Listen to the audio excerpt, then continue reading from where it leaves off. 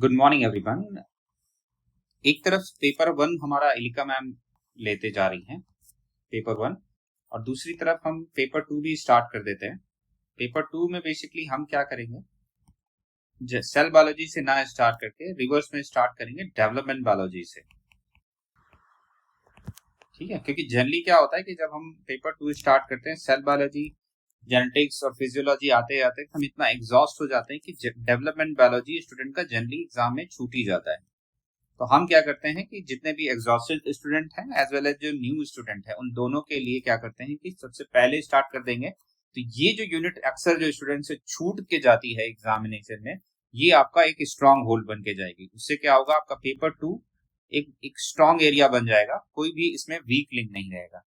तो जैसा कि स्टूडेंट बोल भी रहे थे कि सर प्लीज डेवलपमेंट बायोलॉजी से स्टार्ट करना, कृतिका स्पेशली बोल रही थी, तो हम क्या करेंगे कि पेपर टू से ही स्टार्ट करते हैं और उसमें कौन सा यूनिट लेते हैं, डेवलपमेंट बायोलॉजी।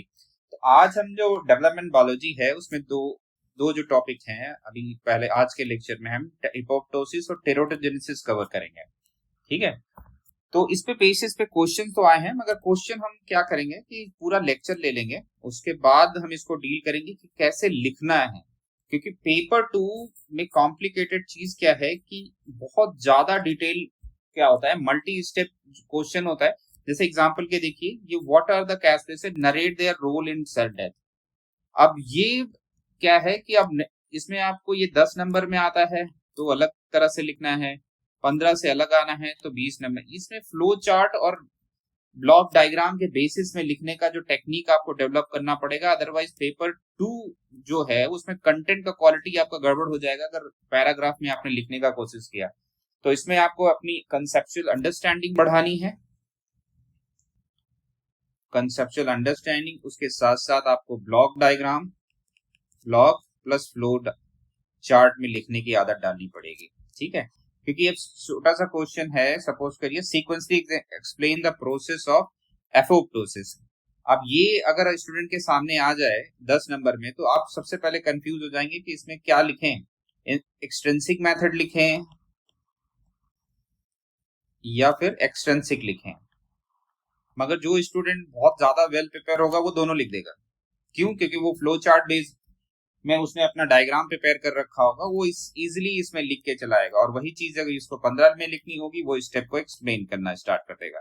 तो हम ये आंसर कैसे लिखेंगे, ये बेसिकली लेक्चर के एंड में, जैसे ये टॉपिक एपोप्टोसिस खत्म होगा वैसे ही हम इसको डील करेंगे कि कैसे इन क्वेश्चंस को डील करना है। ठीक है, अभी हम इसको नहीं डील करते हैं, इसको बाद में डील करते हैं। अब आते हैं कि पढ़ना क्या है आजकल। आज का जो लेक्चर में एपोप्टोसिस पढ़ना क्या है, एपोप्टोसिस होता क्या है ये आप सबको पता ही है, आप लोग सब ग्रेजुएट से ऊपर ही हो तो इतना आपको पता है।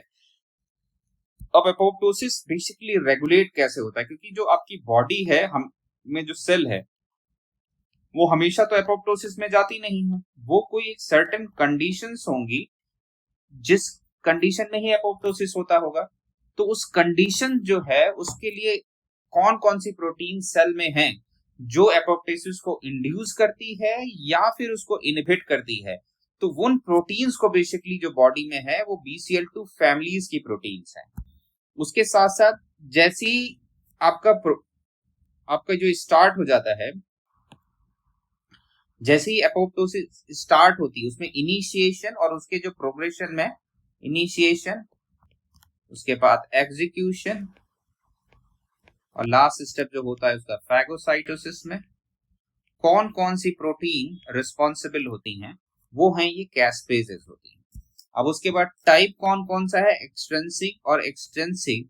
एक और टाइप होता है सेल मीडिएटेड इम्यूनिटी में, उसको परफोरिन जिसमें होता है ग्रेनुलर एंजाइम के थ्रू होता है, वो बेसिकली हम सेल मीडिएटेड इम्यूनिटी में डील करेंगे।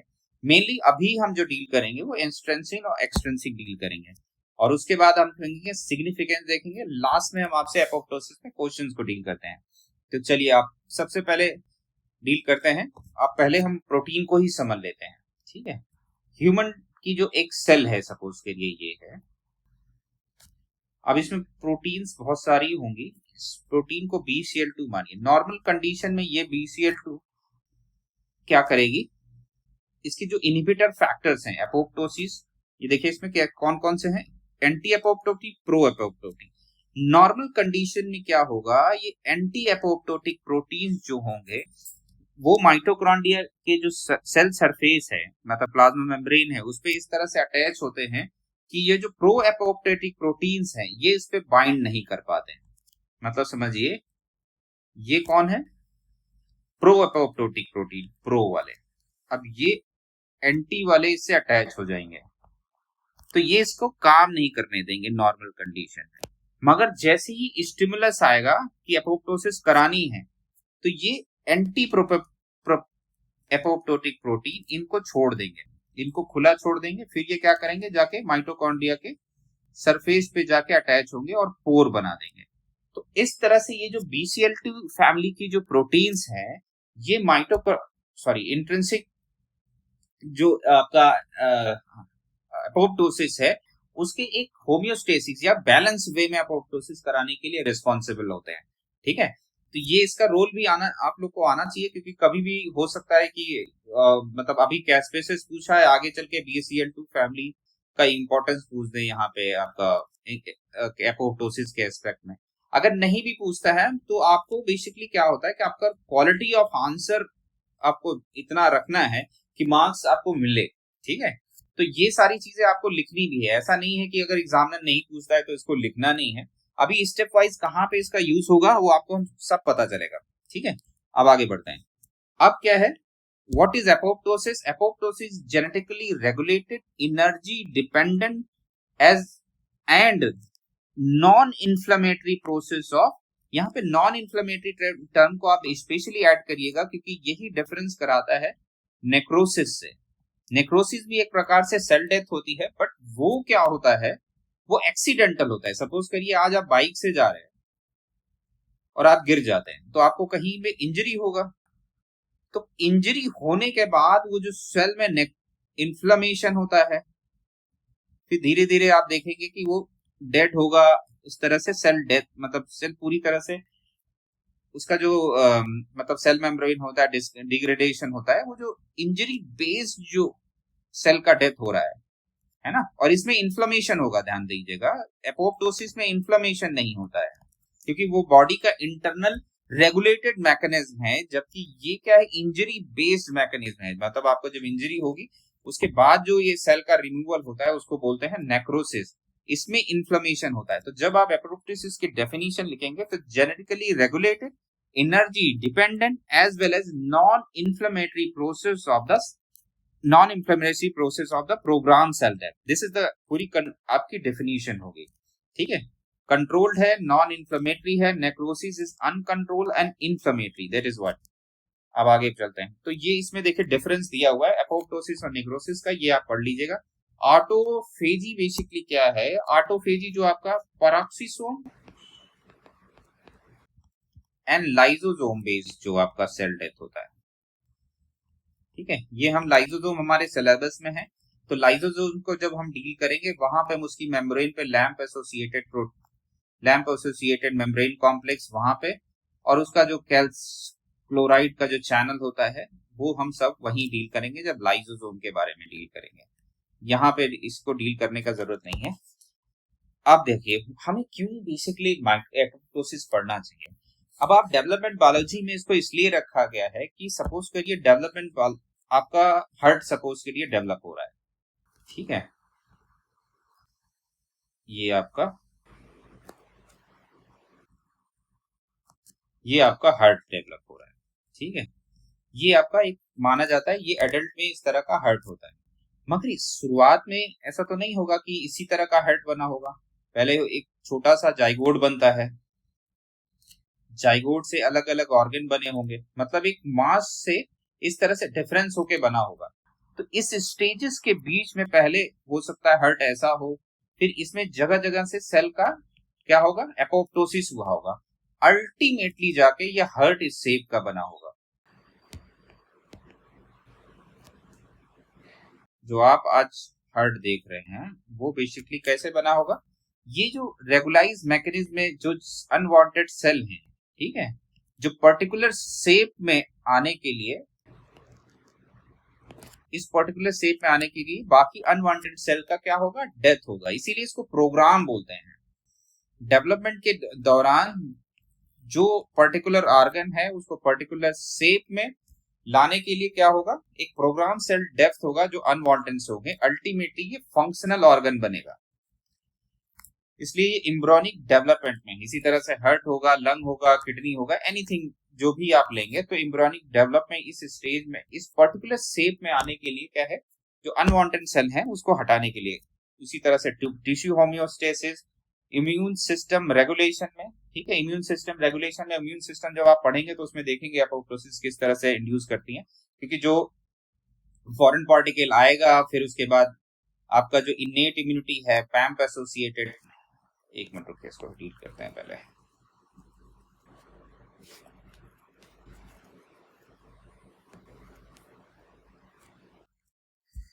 हाँ, जो इनेट इम्यूनिटी है उसमें क्या होगा, जैसे ही सिग्नल जहां से होगा पहले बैरियर क्रॉस होगा, anatomical chemical physiological barriers cross होगा, उसके बाद क्या होगा, पैम्प एसोसिएटेड पैम्प पीएआर कॉम्प्लेक्स ये एक्टिवेट होगा। ये अल्टीमेटली क्या कराएगा, इन्फ्लेमेशन कराएगा, नेचुरल किलर सेल, मैक्रोफेजेस, इन सबको क्या करेगा, रिक्रूट करेगा। इन सेल्स का काम क्या होगा, एपोप्टोसिस कराने का काम होगा। ठीक है, तो ये हम इम्यून सेल रेगुलेशन की बात करते हैं, ये वहां पे हम डिटेल में पढ़ेंगे जब बायोकेमिस्ट्री में इम्यूनोलॉजी डील करेंगे। ये सब काम है जिसकी वजह से हम क्या करते हैं, एपोप्टोसिस को पढ़ना है। अगर ये सिस्टम गड़बड़ हो जाएगा तो कैंसर हो जाएगा, क्योंकि जब सेल का डेथ ही नहीं होगा तो अनवांटेड वे में क्या होगा, उसका ग्रोथ होता होता स्टार्ट हो जाएगा, और उसके साथ साथ इसका डिवीजन भी एकदम होता चला जाएगा। तो जिस स्टेज को क्या बोलेंगे, कैंसर बोलेंगे।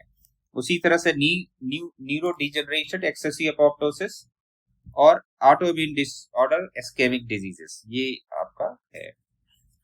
अब आप देखिए फीचर्स क्या हैं, जैसे एपोप्टोसिस होगा, इसमें एपोप्टोसिस की 3 स्टेजेस हैं, क्वेश्चन वैसे ही पूछा हुआ है, इनिशिएशन, एग्जीक्यूशन,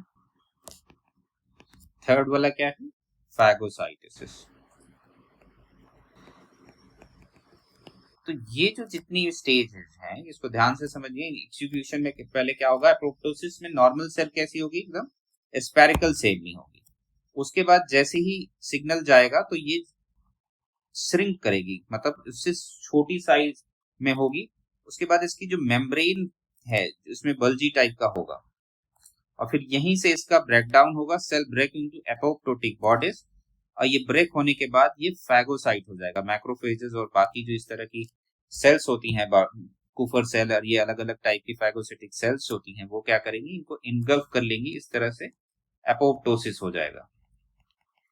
ये अभी हम आपको आगे जब एग्जीक्यूशन फेज लेंगे एक्सटेंसिव या इंट्रेंसिव में, वहां पे हम डील करेंगे एग्जीक्यूशन फेज में। तो इसको आप अंडरस्टैंड करिएगा, इस डायग्राम को वहां लेके जाएंगे। तो इसमें की फीचर क्या है, सेल श्रिंकेंस होगा, क्रोमेटिन कंडेंसेशन होगा, डीएनए फ्रैगमेंटेशन द श्रिंक करेगा। इसी ड्यूरेशन में जो डीएनए आरएनए ये सारे चीजें हैं, क्रोमेटिन है, इनका ब्रेकडाउन स्टार्ट होगा, और उसके साथ मेम्ब्रेन ब्लेबिंग होगा, फॉर्मेशन ऑफ एपोप्टोटिक बॉडी, ये एपोप्टोटिक बॉडीज हैं, रैबिड फैगोसाइट विदाउट इन्फ्लेमेशन। तो आपको ध्यान से रखना है कि इस वर्ड को बहुत क्लियरली इस्तेमाल करना है, इन्फ्लेमेशन टर्म, ठीक है।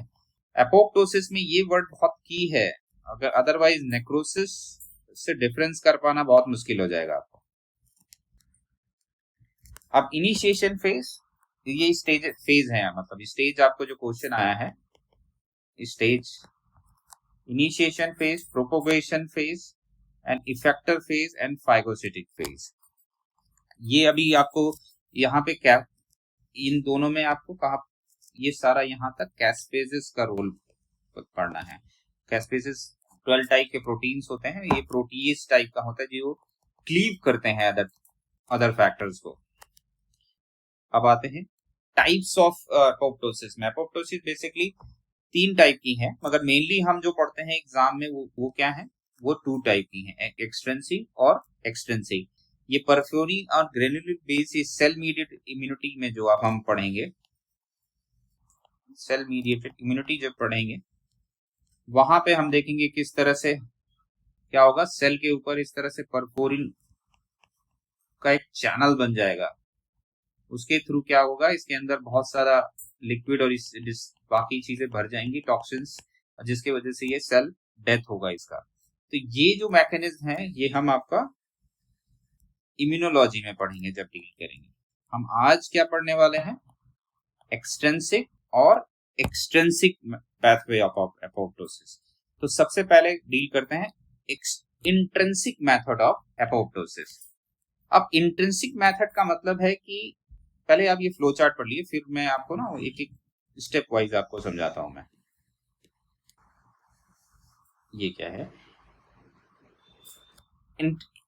इंट्रिंसिक मैकेनिज्म में क्या होता है कि बाहर से कोई क्या होगा, स्टिमुलस आएगा,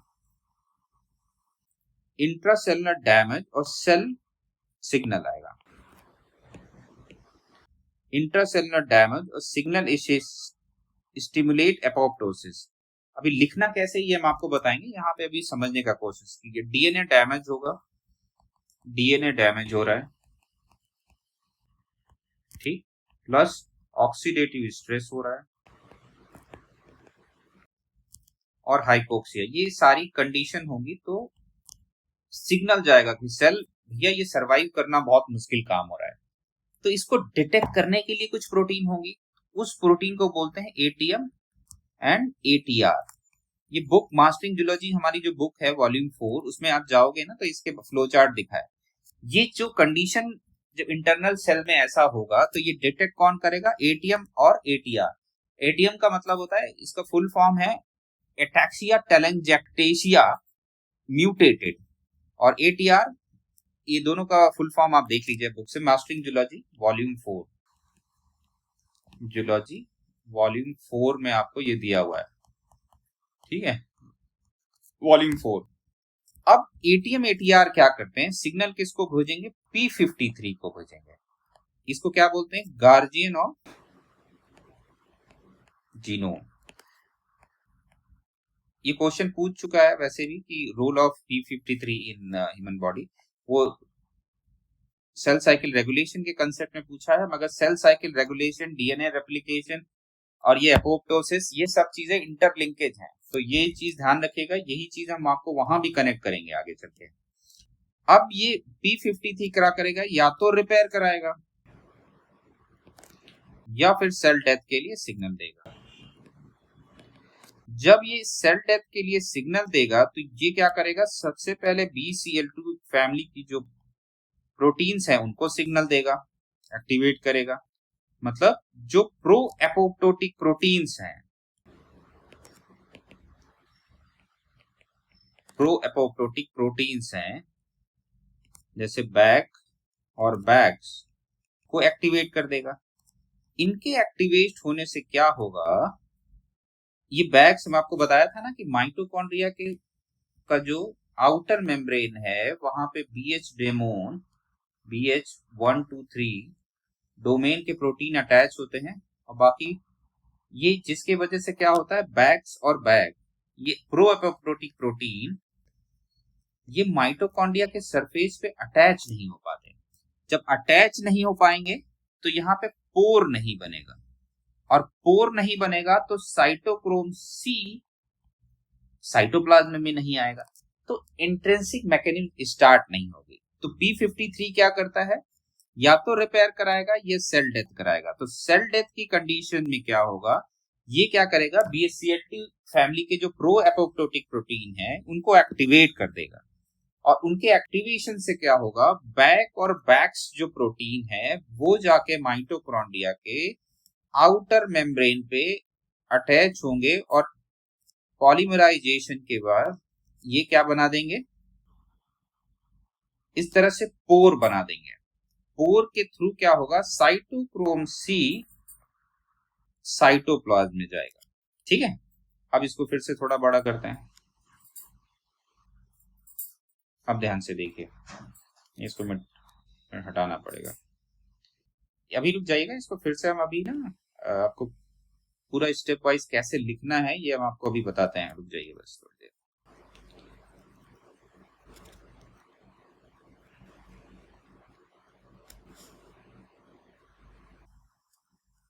अभी तक क्या क्या हुआ, ये स्टिमुलस आया है, एटेक्सिया, टेलेक्जेंसिया, एटीएम और एटीआर ने उसको रिकॉग्नाइज किया है। उसने सिग्नल किसको भेजा है, P53 जीनोम को भेजा है। और उसके बाद क्या हुआ है कि डेथ सिग्नलिंग के लिए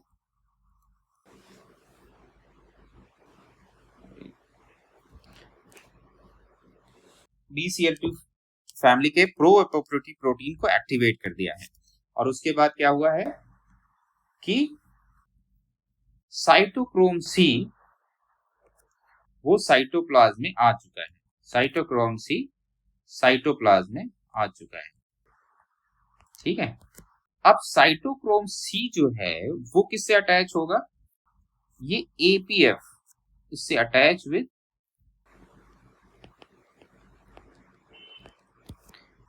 APAF1 apoptotic protease activating factor के साथ अटैच होगा। ये इसके साथ अटैच हो जाएगा। उसके बाद जैसे ये अटैच होगा इसमें कॉन्फॉर्मेशनल चेंज आएगा। क्या चेंज आएगा, कॉन्फॉर्मेशनल चेंज आएगा। और ये हेप्टामेरिक कॉम्प्लेक्स बनाता है। क्या, हेप्टामेरिक कॉम्प्लेक्स बनाएगा जिसको बोलेंगे हम एपोप्टोसोम। एपोप्टोसोम, इसका डायग्राम अभी हम आपको दिखाते हैं, दूसरे पेजेस में है। एपोप्टोसोम क्या करेगा, जैसे ही एपोप्टोसोम बनता है वो कैस्पेज 9 को रिक्रूट करेगा। कैस्पेज 9 ये इनिशिएटर कैस्पेज 9 होता है। ये जैसे ही आएगा उसके बाद इस पे मतलब ये कैस्पेज 9 एपोप्टोसोम पे ही रिक्रूट हो सकता है, उसके पहली वाली स्टेजेस में हो नहीं सकता। ठीक है, तो एपोप्टोसोम एक सबसे इंपॉर्टेंट पार्ट है। सबसे इंपॉर्टेंट पार्ट क्या हुआ, सी, फिर एपोप्टोसोम बनता है, फिर जाके कैस्पेज सी होता है। कैस्पेज सी जैसे ही रिक्रूट होता है एग्जीक्यूटर कैस्पेजेस 3, 6, 7 कौन कौन से होता है एग्जीक्यूटर, 3, 6 और 7 को एग्जीक्यूटर बनाते हैं। तो एग्जीक्यूटर क्या करते हैं, एग्जीक्यूटर वही करते हैं जो आपने अभी थोड़ी देर पहले पढ़ा था। एक मिनट हम आपको बताते हैं। ये एग्जीक्यूटर क्या करेंगे, श्रिंकेज करेंगे, मेम्ब्रेन ब्लेमिंग करेंगे। इसी समय पे क्या होगा, डीएनए फ्रेगमेंटेशन होगा, क्रोमेटिन का कंडेंसेशन होगा, डिसइंटीग्रेशन होगा, मतलब पूरा जो ऑर्गेनेल सिस्टम है उसको डिस्ट्रॉय करेंगे। और उसके बाद सेल का ब्लेबिंग होगा, फिर उसके एपोप्टोटिक प्रोटीन बॉडीज बनेंगे और इनगल्फ कर जाएंगे। ये काम बेसिकली कौन करता है, ये कैस्पेज 3, 6 और 7 कर देंगे। ठीक है, अब फिर वहां पे पहुंचते हैं। ये काम कहां पे किया, 3, 6, 7 करेगा। अब क्या है, ये जो बॉडी बनी लास्ट में एपोप्टोटिक प्रोटीन, अब इसका क्या फैगोसाइटोसिस होगा। तो इसमें ध्यान देने की बात है, फैगोसाइटोसिस कब होगा, नॉर्मल सेल भी होगी, एक एपोप्टोटिक बॉडी है, बॉडी में एपोप्टोटिक बॉडी और नॉर्मल सेल है। ठीक है, अब जो जैसे कुफर सेल हो गए, मैक्रोफेज, ये बेसिकली इनको इंगल्फ करते हैं। तो मैक्रोफेज इन दोनों को कैसे रिकॉग्नाइज करेगा, ये भी एक चैलेंज की बात है। कुछ तो ऐसा स्ट्रक्चर में डिफरेंस होगा जिसके वजह से ऐसा होगा। तो नॉर्मल सेल जो होती है उसके जो ऊपर कार्बोहाइड्रेट होता है वो एसिमेट्रिकल होता है, और जो एपोप्टोटिक बॉडी होगी इसके ऊपर जो कार्बोहाइड्रेट होता है वो एकदम सिमेट्रिकल होता है। ठीक है, तो फॉस्फोडाइस्टरीन करके जो कार्बोहाइड्रेट होगा वो इस पे इवनली डिस्ट्रीब्यूटेड होता है। नॉर्मल कंडीशन में वो क्या होता है, इंटरनल सरफेस पे होता है, ना कि आउटर सरफेस होता है। मगर सैक्रोलोज करके जो एंजाइम होगा, सुक्रालोज या इसका में मलेज करके होगा, सॉरी, वो क्या करेगा, इसको बाहर की तरफ पुल आउट कर देता है। तो फास्फोडाइस्टरीन जो कार्बोहाइड्रेट है वो बाहर की तरफ इवनली डिस्ट्रीब्यूटेड हो जाता है, जिसके वजह से माइक्रोफेजेस एपोप्टोटिक बॉडीज को इजीली पहचान लेते हैं और इनगल्फ करके इनका बेसिकली इस तरह से इनगल्फ कर लेते हैं, फाइनली सेल डेथ हो जाता है। बात समझ में आया? अब ये पूरा स्टेप आपको एक फ्लो चार्ट में समझना होगा, ठीक है। एक आपको ही हम दिखाते हैं, देखिए, initiator caspases with the response of 8 apoptosis now cleave into caspase 9 can act as an initiator caspase of the intrinsic pathway. It is ATP dependent. Executor caspase 9 3 6 7 caspase क्या करेगा, स्ट्रक्चरल प्रोटीन का disintegration, DNA repair protein, nuclein, ये सारा कहानी मतलब ये cleavage वाला काम करेंगे। Apoptotic morphological changes, chromosome condensation, DNA fragmentation, cytoskeleton disassembly membrane बेनी फॉर्मेशन ऑफ एपोप्टोटिक बॉडी। अब उसके बाद क्या होगा, apoptotic bodies are recognized by macrophages. Eat me signal, eat me signal क्या है, फॉस्फोडाइस्टरीन exposure on out leaflet, no inflammation and hallmark of apoptosis। ये है आपका एपोप्टोसिस के स्टेप। अब देखो,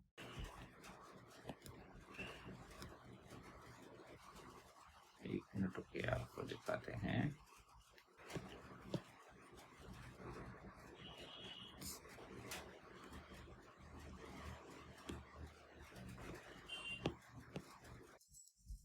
ये आपको मैंने वहां पे दिखाया था ना, साइटोक्रोम सी क्या होगा, वो अटैच होगा किससे, एपीएएफ से, ये सिग्नल होगा। उसके बाद इसका क्या होगा,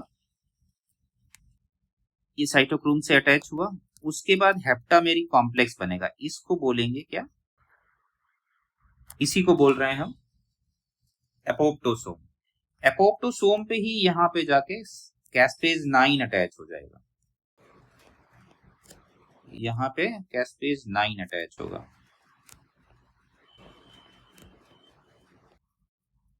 कैस्पेज 9 जैसे ही अटैच होगा तो कौन से कैस्पेज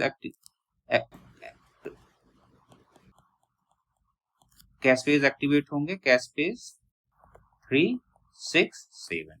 इनका काम क्या होगा, डीएनए फ्रैगमेंटेशन, क्रोमोसोम कंडेंसेशन, बाकी उसमें जो प्रोटीन्स हैं जितने भी हैं उसका फ्रैगमेंटेशन, और यहाँ देखिए DNA fragmentation, cytotoxic disassembly, formation of apoptotic bodies.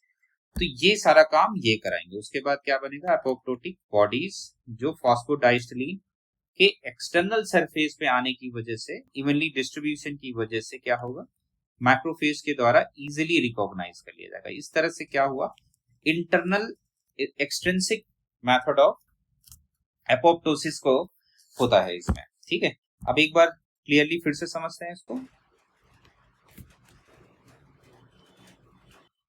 Step wise करते हैं, देखिए ध्यान से।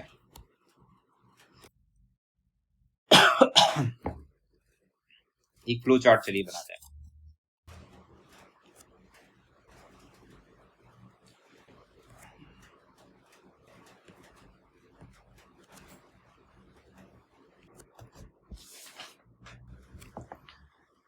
स्टिमुलस होंगे क्या क्या, डीएनए फ्रैगमेंटेशन,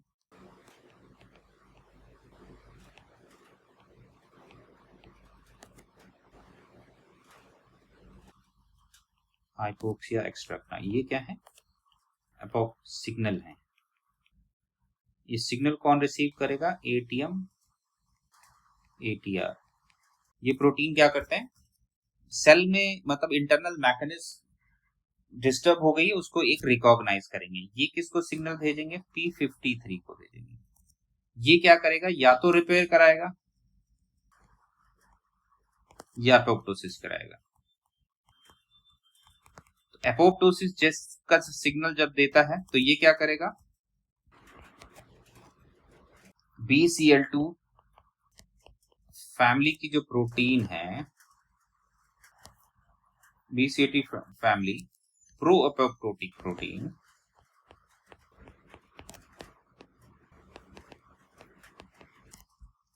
एक्टिवेटेड हो जाएंगे। इनके एक्टिवेशन से क्या होगा, Bak and Bax protein attach on mitochondrial outer membrane.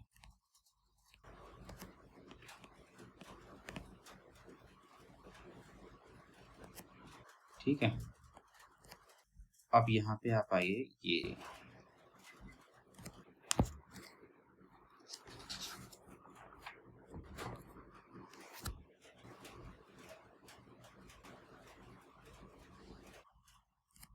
इस तरह का ये पोर बना देंगे।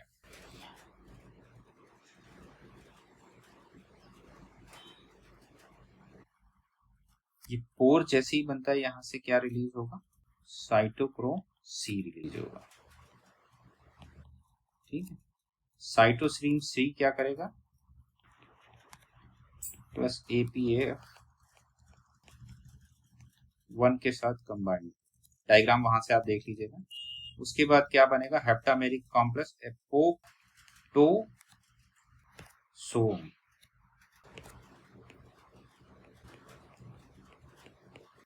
एपोप्टोसोम बनेगा। एपोप्टोसोम से क्या होगा, फिर कैस्पेज 9 इससे अटैच होगा। ठीक है, कैस्पेज 9 क्या करेगा, कैस्पेज 3, 6, 7 को एक्टिवेट करेगा। ये क्या करेगा,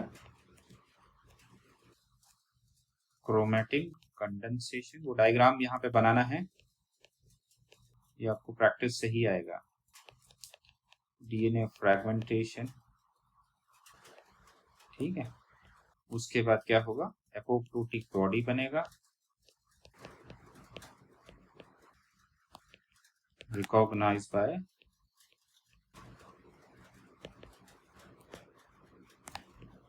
मैक्रोफेज ड्यू टू फॉस्फोडाइटिलस्टीरीन। देख लीजिएगा बाकी वहां से। इस तरह से सेल का डेथ हो जाएगा। ठीक है, तो ये स्टेप वाइज है। तो कौन कौन से आपको डायग्राम बनाने हैं, एक ये माइटोकॉन्ड्रिया वाला बनाना है, ये एक एपोप्टोसोम वाला बनाना है, और ये जो कंडेंसेशन आपने वो जो नहीं आगे डायग्राम देखा था, श्रिंक हो रहा था, फिर उसका ब्लेबिंग बन रहा था, ये वाला डायग्राम यहाँ पे बनाना है, और फिर यहाँ पे इसको फ्लो चार्ट में लिख देना, दैट्स एंड।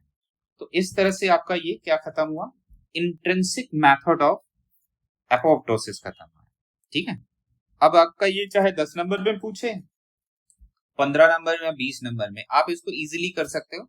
बट डिपेंड करता है कि जब 15 नंबर में पूछेगा तो इनके स्टेप्स को एक्सप्लेन कर देना है। अगर 10 नंबर में पूछना है, ऐसे सीधा ये फ्लो चार्ट बना के चले आना है वहां पे। ठीक है, बट कोशिश करिएगा, आपका आंसर स्टैंडर्ड डिपेंड करता है कि आप इसमें इसको एक्सप्लेन करके आए एग्जाम में, इसका क्या रोल है, और उसके साथ साथ साइटोक्रोम सी का क्या है, एपोप्टोसोम का क्या है, और सबसे ज्यादा इंपॉर्टेंट है आपका ये जो कॉम्प्लेक्स बन रहा है ये। ठीक है, माइटोकॉन्ड्रियल आउटर मेम्ब्रेन जो कॉम्प्लेक्स बन रहा है, यही मेन कारण है जिसके थ्रू ये निकल पाता है, और ये पॉसिबल होता है ये एपोप्टोटिक प्रोटीन बैक्स और बैक के। ये काफी डिटेल में है और यूपीएससी में इतना जरूरत नहीं है। अगर पूछेगा भी तो आपसे पूछेगा इन रिलेशन टू एपोप्टोसिस में ही, तो उतना आपको जानना चाहिए। बाकी आप बुक में देखेंगे तो आपके लिए इसमें pro apoptotic anti apoptotic proteins के बारे में दिया है थोड़ा सा, जितना जरूरत है आपको, तो वो आप बाकी वहां से कर लीजिएगा। ठीक है, अब हम चलते हैं extrinsic method of apoptosis. Extrinsic मतलब क्या है इसमें कि आउटसाइड द सेल, ये सेल है जैसे आपकी, ये सेल है, इंटरनल मैकेनिज्म से मतलब नहीं, कोई बाहर से कोई सिग्नल आएगा और इसके सेल सरफेस पे अटैच होगा और बोलेगा कि अब तुम्हें नहीं जीना है सर। ठीक है, अब यहां से इसका सिग्नलिंग स्टार्ट होगा, फिर ये डिसाइड करेगा कि नाउ अब हम सुसाइड करते हैं और चलते हैं दुनिया से बाहर। ठीक है, तो ये कोई बाहर से स्टिमुलस आया है ये। ठीक है, कौन लेके आया है ये हम देखेंगे अलग अलग कंडीशन में, पहले आप स्टेप वाइज देखते हैं। देखिए, binding of death ligand. Death ligand कौन कौन से होंगे, कुछ भी हो सकता है डेथ लिगेंड, जैसे फास्ट एल लिगेंड, जो स्टिमुलस जिसको बोल रहे हैं, बाहर से जो लिगैंड आएंगे वो टीमर टीएनएफ अल्फा लिगैंड हो गया या ट्रायल लिगैंड हो गए। ये सारे जो लिगैंड हैं ये क्या करेंगे, ये बाहर से सिग्नल आया मतलब बाहर से स्टिमुलस है, ये सेल पे आएंगे और यहाँ पे इनके पर्टिकुलर रिसेप्टर होंगे इस सेल पे, यहाँ पे अटैच होंगे। सपोज करिए फैस लिगेंड यहाँ पे आएगा और यहाँ पे इस तरह से ये फैस लिगेंड है और ये फैस रिसेप्टर है, इस पे अटैच हो जाएगा। ठीक है, हर पर्टिकुलर लिगेंड का पर्टिकुलर रिसेप्टर होगा सेल पे, वो जाके अटैच हो जाएगा। ठीक है, अब आगे ध्यान से सुनिए। जैसे ये अटैच होगा यहाँ पे एक और अडेप्टर प्रोटीन होगा, वो यहाँ पे आके जाता है जिसे बोलते हैं फैड। ठीक है, तो इसको ध्यान से फिर से एक डायग्राम सिंपल सा बनाते हैं।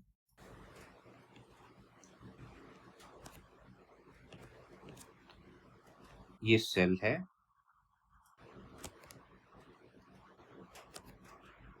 इसको हटा देते हैं ये वाले को।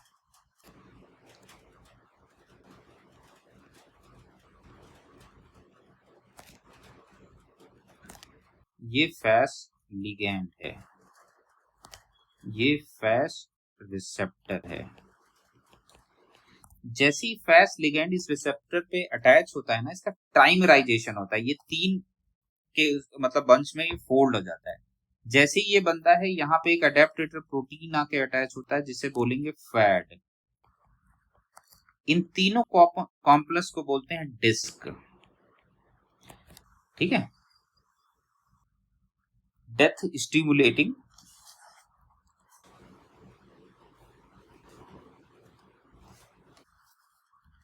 ये हो गया आपका डिस्क हो गया, इसको बोलते हैं DISC को बोलेंगे डेथ इंड्यूसिंग सिग्नलिंग कॉम्प्लेक्स।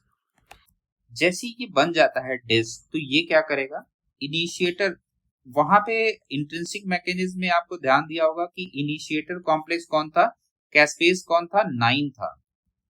यहाँ पे 8 होगा, यहाँ पे क्या अटैच होगा, कैस्पेज 8 होगा, सॉरी कैस्पेज 8 अटैच होगा। जैसे ही कैस्पेज 8 अटैच होता है, वो क्या करेगा, बाकी जो एग्जीक्यूटर कैस्पेज हैं, एग्जीक्यूटर कैस्पेज कौन कौन से हैं, 3, 6 और 7। अब ये भी वही काम करेंगे जो वहां पे आपने पढ़ा था ना, सेल का श्रिंकेज होगा, क्रोमेटिन कंडेंसेशन होगा, डीएनए फ्रैगमेंटेशन होगा, और फिर क्या होगा, एपोप्टोटिक बॉडीज बनेंगे एंड मैक्रोफेज के द्वारा फैगोसाइटोसिस होगा। तो ये इस तरह से क्या होगा, एक्सटेंसिव मेथड ऑफ एपोप्टोसिस होता है। तो इसमें क्या देने की बात है, लिगैंड आके अटैच होगा सेल सरफेस पे, जैसे ही अटैच होगा तो उसका रिसेप्टर का टाइमराइजेशन होता है, मतलब 3 के यूनिट में वो मतलब एक सिंगल होगा पहले, वो फिर 3 के यूनिट में आके अटैच हो जाएंगे, ये ट्राइमराइजेशन होता है। जैसे ही ये होता है तो एक अडेप्टर प्रोटीन होता है जिसे फैट बोलेंगे, अदर लिगैंड के लिए अदर अडेप्टर प्रोटीन्स होंगे। इन तीनों के कॉम्प्लेक्स को बोलते हैं DISC, death inducing signaling complex. जैसे ही ये बनता है उसके बाद एक इनिशिएटर कैस्पेज जो होगा वो 8 आके इससे अटैच होगा।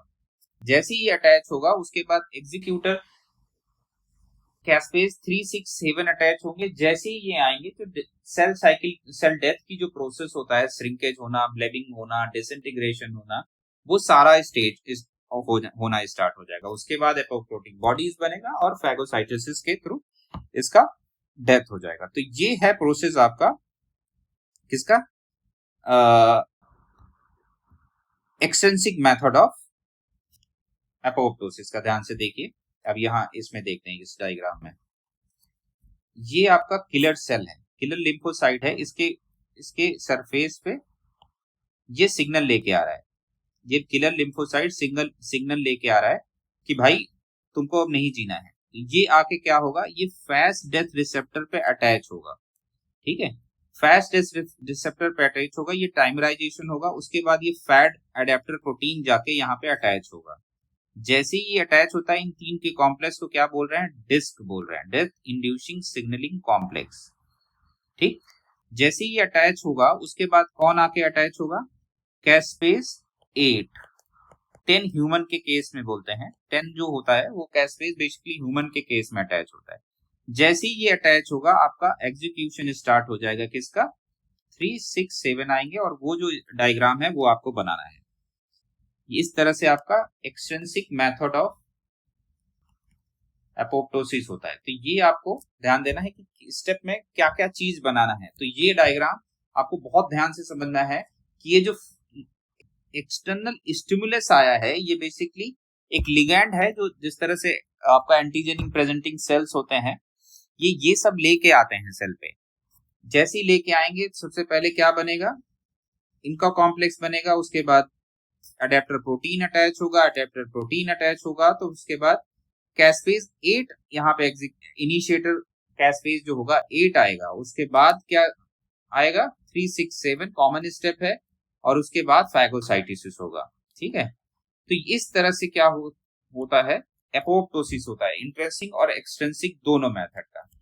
अब आपको क्या करना है, आपको इस तरह से प्रिपेयर करना है आंसर कि 10 नंबर में आए, जब तक वो क्लियरली ना बोले इंट्रेंसिक और एक्सट्रिंसिक, तब तक आपको समझ के रखना है कि मुझे दोनों लिखना है। ठीक है, और स्पेशली पूछ लेता है कि इंट्रिंसिक और एक्सटेंसिव, तब तो आपके लिए काम आसान हो जाता है। मगर अब ध्यान से देखिए, अभी इस फ्लो चार्ट में ये वाला हम हटा देते हैं, इसको भी पढ़ने की हमें जरूरत नहीं है। एक फ्लो चार्ट बनाते हैं, चलिए।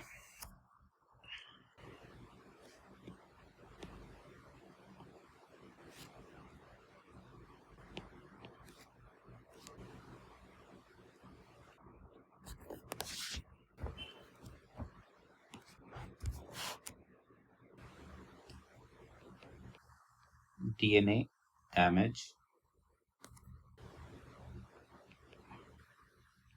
Hypoxia, ATM ATR detected.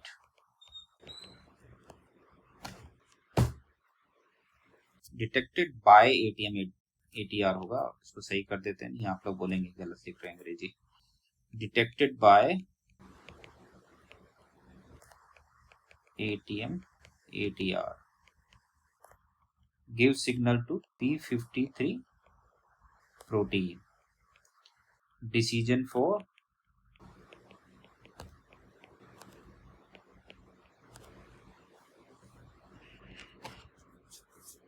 apoptosis.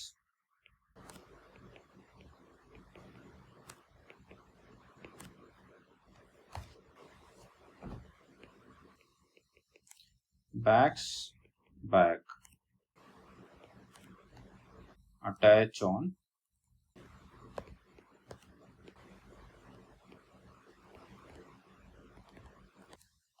outer membrane. यहां तक आते हैं। अब एक्सट्रिंसिक में क्या होगा, ये इंट्रिंसिक है, और एक्सट्रिंसिक में क्या होगा, fast ligand attach with fast ligand fast receptor, फिर fat adapter protein.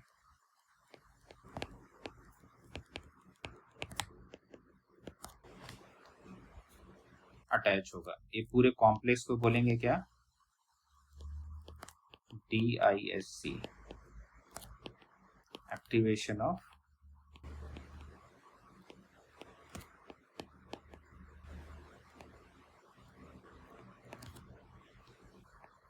Eight.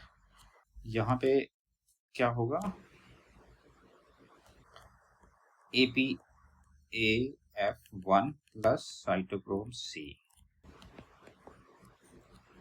Formation of एपोप्टोसोम,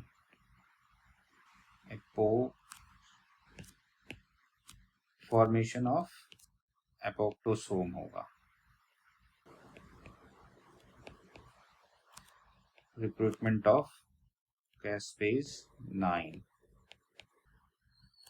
अब उसके बाद क्या होगा, यहाँ पे कॉमन स्टेप क्या होगा, कैस्पेज 3, 6, 7। तो ये इसमें स्लाइड का स्पेस कम है, बाकी आप इसको ऊपर नीचे करके आप सेट कर लेंगे। कैस्पेज 9 जैसी ये यहाँ पे आएगा, उसके बाद कौन सा डायग्राम आप लेके आएंगे, आपको बताते हैं कौन सा। ये वाला, जैसे ही एग्जीक्यूटर का फैक्टर में ये वाला आपको डायग्राम ड्रा करना है और आपका एपोप्टोसिस खत्म हो गया। तो आपको ये स्टेप जो है ये आपको कॉमन स्टेप है।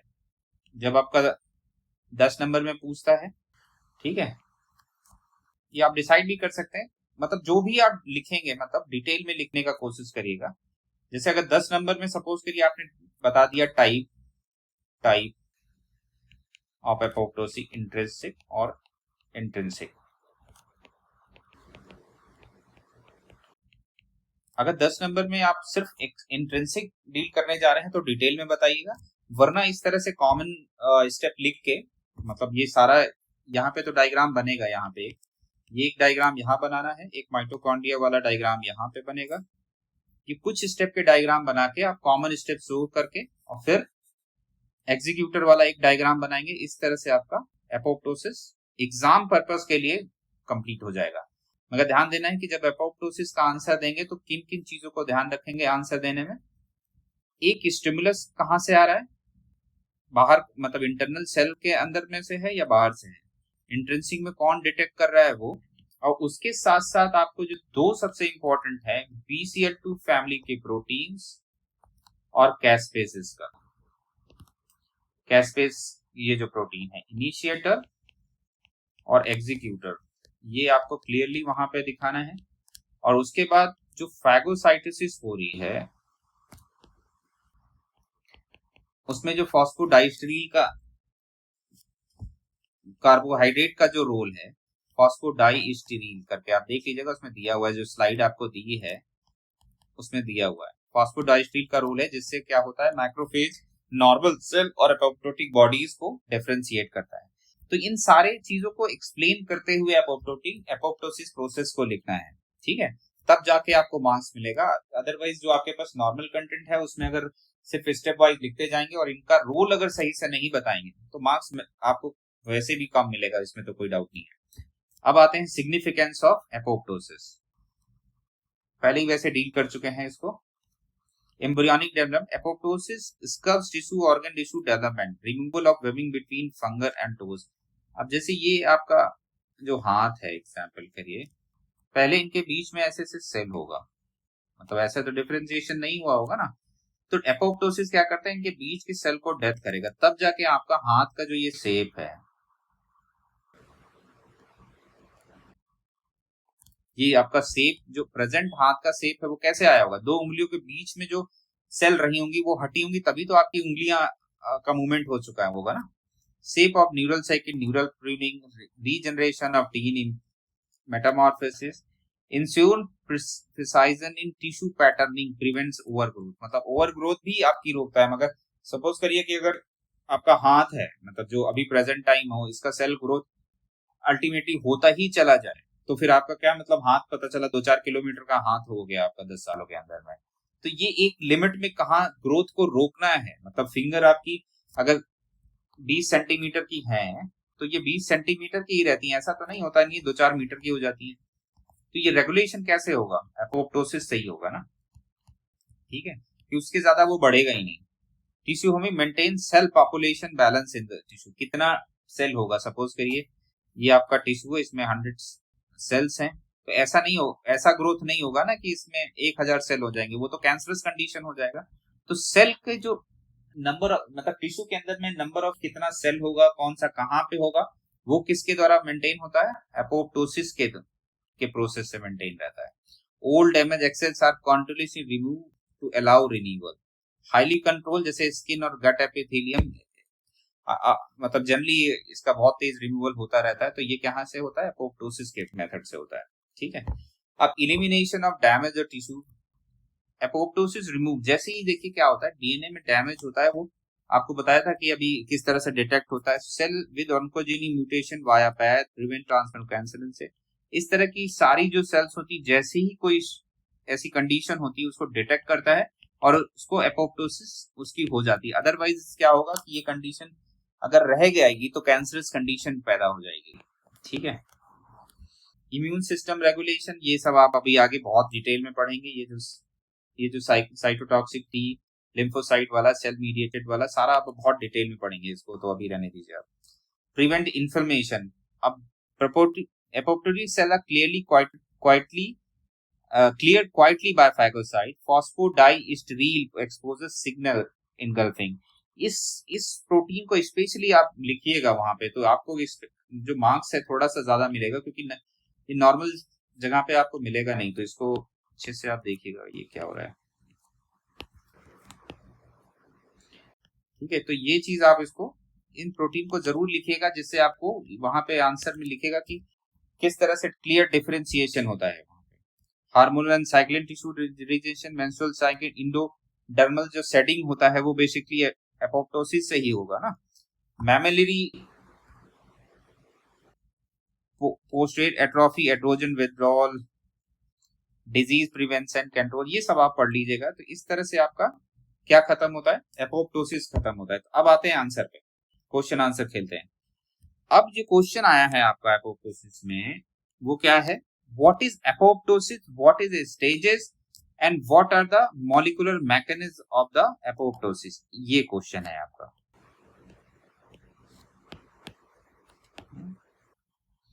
वेट, इसमें थोड़ा सा मेरा पेंसिल का दिक्कत हो रहा है।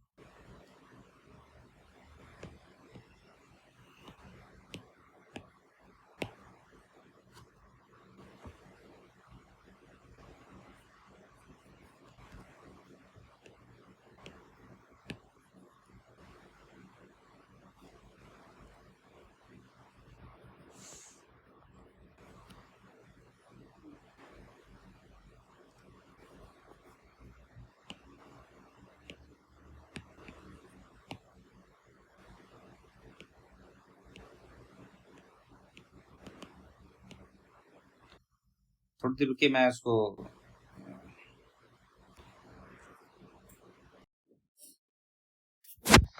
चलिए अब हम लोग डील करते हैं प्रीवियस ईयर जो क्वेश्चन आया उनको कैसे लिखना है बेसिकली। ठीक है, तो जो क्वेश्चन आया है पहला, व्हाट इज एपोप्टोसिस, डेफिनेशन आपको लिखनी है, कंट्रोल, एनर्जी डिपेंडेंट और नॉन इन्फ्लेमेटरी वर्ड इंपॉर्टेंट है।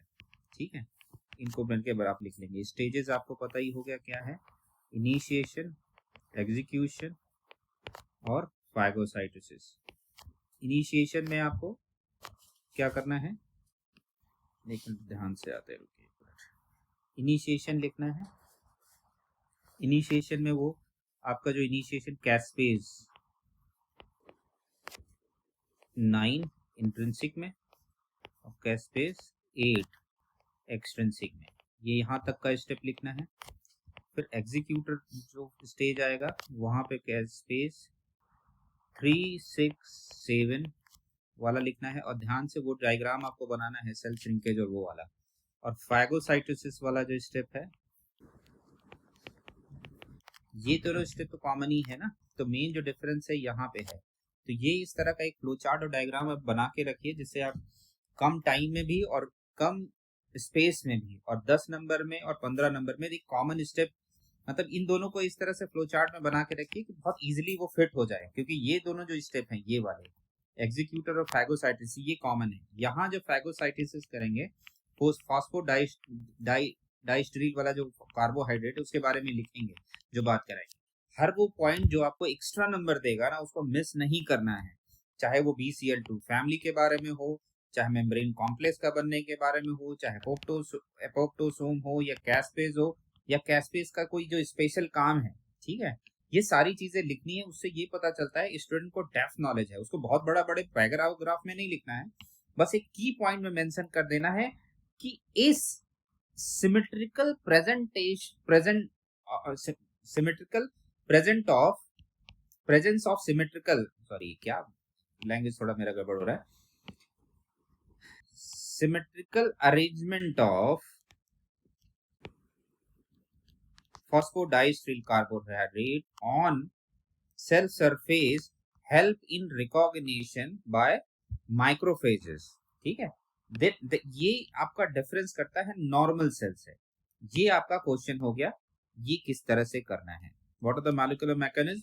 ये आप दोनों अगर आप सही से अगर ट्राई आप दोनों मेहनत करिएगा थोड़ा सा, एपोप्टोसिस लिखेंगे, एक कॉमन जो स्टेप है ये इंट्रिंसिक वाला जो है, डिफरेंस वाला जो स्टेप है वो डायग्राम वाइज प्रिपेयर कर लीजिए। ठीक है, एक्सट्रिंसिक और इंट्रिंसिक का डायग्राम वाइज प्रिपेयर कर लीजिए, ये कैस्पेज 9 तक और ये कैस्पेज 8 तक, इसको इतना सुंदर से प्रिपेयर कर लीजिए। यहाँ पे डायग्राम जो जो इंपॉर्टेंट है वो आप कर लीजिए, और फिर एक कॉमन जो स्टेप है यहाँ से, सब यहाँ मान के चलिए कॉमन नीचे आपको बनाना है, मैं बस बता रहा हूँ, वो जो ब्रेमेन मेलिंग वाला बनाना है और वहां पे बस लिख देना रोल ऑफ कैस्पेज 3, 6, 7 और लास्ट में फैगोसाइटोसिस दिखा देना, कहानी खत्म। मैं नेक्स्ट पेज में इसमें ऐड करता हूँ, नहीं तो आप कंफ्यूज हो जाएंगे।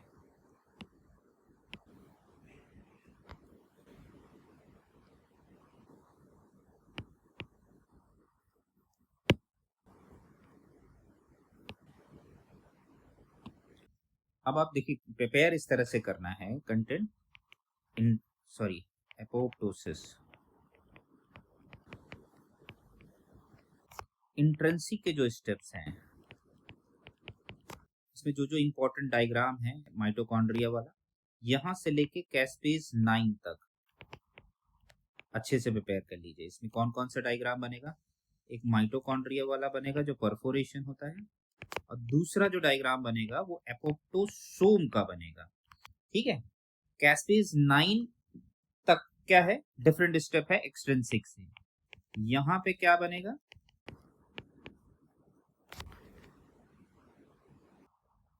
डिस्क, इसका डायग्राम बनेगा।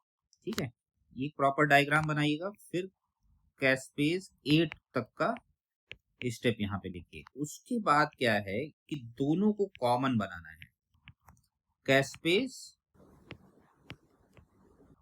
3, 6, 7 सेल सिंकेज वाला,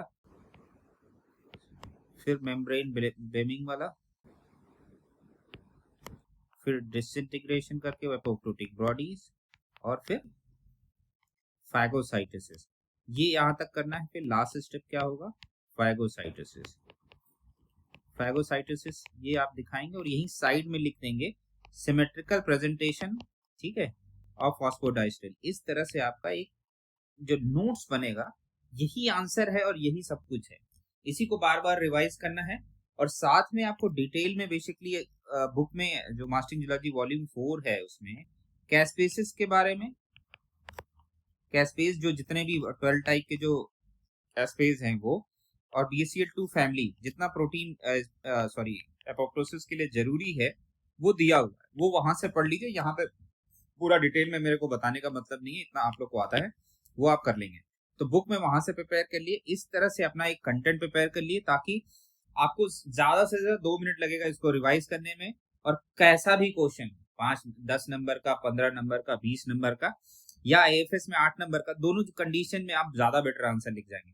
मगर अगर फ्लो चार्ट नहीं बनाएंगे और की स्टेप यहाँ साइड में नहीं लिखने की आदत डालेंगे, you will be in trouble. क्योंकि यह प्रॉब्लम यही है पेपर 2 में, अगर आपको कंटेंट का लेवल हाई रखना है, ठीक है, तो उसके लिए जरूरी है कि स्टेप वाइज रखें। यहाँ पे आप माइटोकॉन्ड्रिया के बारे में, यहाँ पे जब आएगा तो BCL2 बैग के बारे में थोड़ा सा डिस्क्रिप्शन देंगे, फिर एपोप्टोसोम बताएंगे, फिर बताएंगे कि क्यों यहाँ पे कैस्पेज 9 अटैच हुआ। ये सारी चीजें जब आप बताएंगे तब जाके आपको एक्स्ट्रा मार्क्स मिलता है। ठीक है, तो इस तरह से आप स्टेप वाइज इसको प्रिपेयर करिए, और तब जाके ये आप मतलब इजिली डील कर लेंगे एपोप्टोसिस क्वेश्चन। और कोई कौन सा है, caspase 9 narrate its role in cell death, आप अच्छे से जान रहे हैं कि कहाँ कहाँ पे है, इनिशिएशन में है, एग्जीक्यूशन में है, sequentially explain the process of apoptosis. तो ये सीक्वेंसली हमने आपको ऑलरेडी पढ़ा है। तो इस तरह से आपका एपोप्टोसिस खत्म होता है। ठीक है, अभी इसके बाद हम आपसे डील करेंगे क्या, हाँ, ध्यान रखिएगा जब एपोप्टोसिस जैसे क्वेश्चंस को जो कंक्लूड करते हैं ना, सॉरी पेपर 2 में जब आप क्वेश्चंस को कंक्लूड करेंगे, कंक्लूजन हमेशा क्लिनिकल सिग्निफिकेंस से रिलेटेड होना चाहिए। जो एपोप्टोसिस है ना, वैसे रैंडम मत कर दीजिएगा, आप बताएंगे कि क्यों ये बॉडी के लिए इंपॉर्टेंट है। Conclusion is all about importance in body in clinical significance, clinical purpose. Cancer से रिलेटेड कर दीजिए, आजकल बहुत ज्यादा बढ़ रहा है, मतलब डेवलपमेंट से रिलेटेड, डेवलपमेंट बायोलॉजी से रिलेट कर दीजिए। और कोई आपको नई डिजीज, उसको मतलब अभी आप बहुत सारी डिजीजेस पढ़ेंगे, डिजीज कोई, तो वहां से रिलेट करके कंक्लूजन लिखना है, ठीक है। तो इस तरह से आपका एपोप्टोसिस खत्म होता है। Thank you everyone. उसके बाद अभी थोड़ी देर में हम आपको